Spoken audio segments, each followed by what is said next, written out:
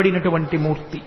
అటువంటి మహానుభావుడు ఏ చేతితో దశావతారాలలో ఉద్ధరించాడో ఆ స్వామి దర్శనమే దశావతార దర్శనము. అందుకే వెంకటాచలం వెళ్ళి చక్కగా స్వామి పుష్కరిణిలో స్నానం చేసి స్వామి పుష్కరిణిలోంచి బయటికి వచ్చి ఒక్కసారి అక్కడ ఉన్నటువంటి శంకరాచార్యుల వారి పాదుకలకి నమస్కరించి అటుగా ఆదివరాహస్వామి కోవిలకి వెడుతున్నప్పుడు ఎడంచేతి పక్కన ఉన్నటువంటి పద్మంలో ఏనుగులు పద్మ కింజిల్కములను వర్షిస్తున్నటువంటి గజలక్ష్మి యొక్క దర్శనాన్ని పొంది బయటికి వెళ్లి ఆదివరాహస్వామి దేవాలయంలోకి వెళ్ళినప్పుడు స్వామి ఇలా ఉంటే ఆయన వక్షస్థలం మీద ఇలా అడ్డంగా ఉన్నటువంటి లక్ష్మి ఆయన మాట్లాడుతున్నప్పుడు ఇద్దరు గుసగుసలాడుకుంటున్నారా అన్నట్టుగా ఆయన నోటి దగ్గరికి ఆవిడ చెవి వచ్చేటట్టుగా ఉండి ఇంత చిన్ని ముఖంతో చక్కగా కస్తూరి తిలకంతో ఉండేటటువంటి అమ్మవారు ఆ ఆదివరాహస్వామి భూమిలోంచి పైకొచ్చినటువంటి మూర్తి.